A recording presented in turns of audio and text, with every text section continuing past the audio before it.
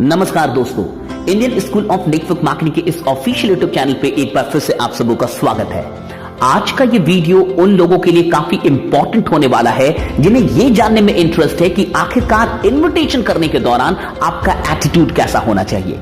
कई लोगों ने मुझसे पूछा है कि इन्विटेशन कैसे करें, लेकिन मैं आपको बताऊं इन्विटेशन में क्या बोलना है इससे कहीं अधिक इंपॉर्टेंट है कि इन्विटेशन में आप किस प्रकार से बोलते हैं। कई लोग बहुत सारी बातों का नॉलेज रखने के बावजूद भी इन्विटेशन करते हैं और फेल हो जाते हैं लोगों को बुलाने में, और कई लोग जिन्हें कुछ खास नहीं आता वो इन्विटेशन देते हैं और लोग चले आते हैं। आखिरकार इन्विटेशन करने के दौरान आपका एटीट्यूड कैसा होना चाहिए, आज मैं इस बारे में बात करने वाला हूं। पहली गलती, कई लीडर्स को ऐसा लगता है कि लोग उनका इन्विटेशन एक्सेप्ट करके उन पे एहसान कर रहे हैं। मैं कहूंगा कि ये एक बहुत ही बुरा एटीट्यूड है, इसे बदल डालिए। कोई भी इंसान आपके इन्विटेशन को एक्सेप्ट करके आप पे एहसान नहीं कर रहा, लेकिन आप किसी इंसान को इनवाइट करके इस बिजनेस अपॉर्चुनिटी को बता के उस पे एहसान जरूर कर रहे हैं। मैं ऐसा क्यों बोल रहा हूं, आप एक पल के लिए सोचिए कि सिर्फ आज ही नहीं बल्कि आज से 100 साल पहले भी, यानी कि 10 खानदानों में भी उसके यहां इतने पैसे होंगे जितने में ये बिजनेस शुरू होता है, और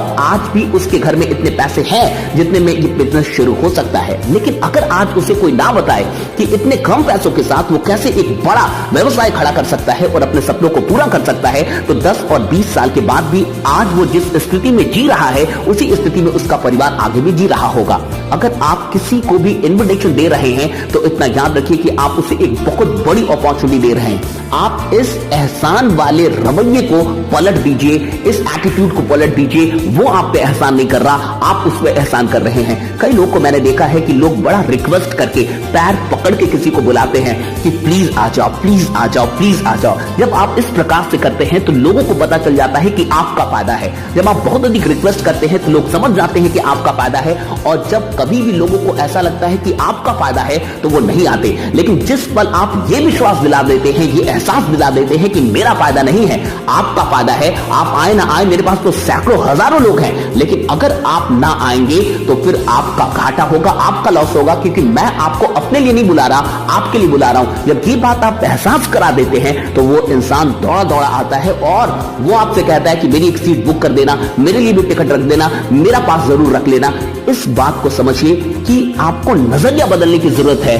आप ये रिक्वेस्ट वाली नजरिया को बदल दीजिए, ये रवैया बदल दीजिए। आप कुछ ऐसा बोलिए कि वो आपको रिक्वेस्ट करे, और ये जब तक आप भाव नहीं बदलेंगे तब तक तरीका नहीं बदलेगा। इसलिए इमोशंस को बदलना सबसे पहले जरूरी है। दूसरी सबसे बड़ी गलती जो लोग करते हैं वो ये करते हैं कि लोग पहले ही नेगेटिव सोचने लगते हैं। कई बार मैंने देखा है बहुत सारे लीडर्स को, जब वो किसी को इनवाइट करने जाते हैं, अप्रोच करने जाते हैं, नए लोगों को अप्रोच करने जाते हैं, तो उनके मन में पहले ही नेगेटिविटी चल रही होती है कि ये बंदा नहीं आएगा, ये मुझसे बात नहीं करेगा, नंबर नहीं देगा।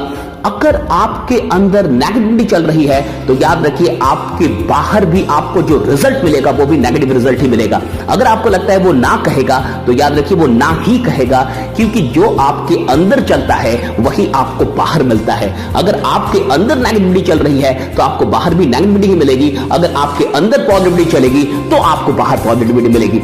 इसलिए मैं आपसे कहूंगा कि जब कभी भी आप किसी को अप्रोच करने जाएं, किसी को इनवाइट करने जाएं, तो अपने अंदर एक पॉजिटिव बात, एक पॉजिटिव फीलिंग लेके जाएं कि मैं इस बंदे से बात करने जा रहा हूं, मेरी बड़ी अच्छी दोस्ती होगी, ये नंबर भी देगा, ये मेरे सेमिनार में भी आएगा और एक दिन हम दोनों बिजनेस पार्टनर बनेंगे। एक पॉजिटिव इमेजिनेशन, एक पॉजिटिव एनर्जी के साथ जाइए, तब जाके काम बनेगा। नेगेटिव सोचना बंद कर दीजिए और पॉजिटिव सोचना शुरू कर दीजिए। और तीसरी सबसे बड़ी बात जो आज के बाद आपको इन्विटेशन करते वक्त सुधार लेनी है वो ये है कि इन्विटेशन करने के वक्त आपको डरना छोड़ देना है।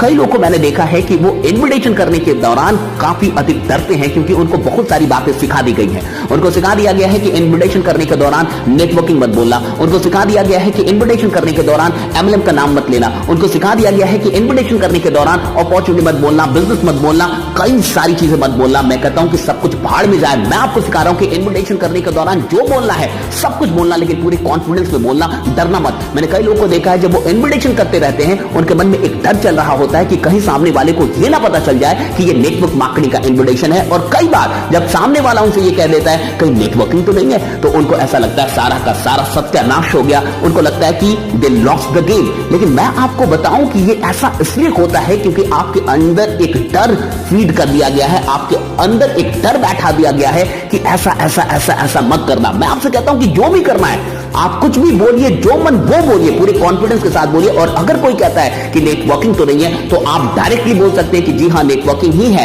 लेकिन एक बात सुन लीजिए, आप जो नेटवर्किंग जानते हैं मैं वो करता नहीं हूं, और मैं जो नेटवर्किंग करता हूं खुदा कसम आप वो जानते नहीं है। एक बार आइए, 1 घंटे का टाइम निकालिए, फिर मैं आपसे बात करूंगा। ये एक ऐसा कॉन्फिडेंस रखिए जो कॉन्फिडेंस जमाने को हिला के रख दे। आप कुछ भी बोलिए, अगर कॉन्फिडेंस में बोलेंगे तो वो बंदा दौड़ के आपके पास आएगा और एक बात तो जरूर वो आपसे मिलना चाहेगा कि आखिरकार ये चीज क्या है। लेकिन अगर आप डर डर के बोलेंगे, डर डर के इन्विटेशन देंगे तो फिर वो कभी नहीं आएगा।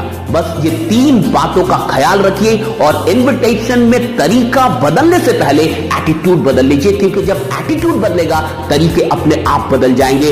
इस चैनल को सब्सक्राइब कर लीजिए, Indian school of network marketing आपके लिए सारी की सारी चीजें लेके आता रहेगा। बने रहिए, जमे रहिए, क्योंकि आपका जीतना सुनिश्चित है। अपना ख्याल रखिए, अगली वीडियो में जल्द ही मिलेंगे।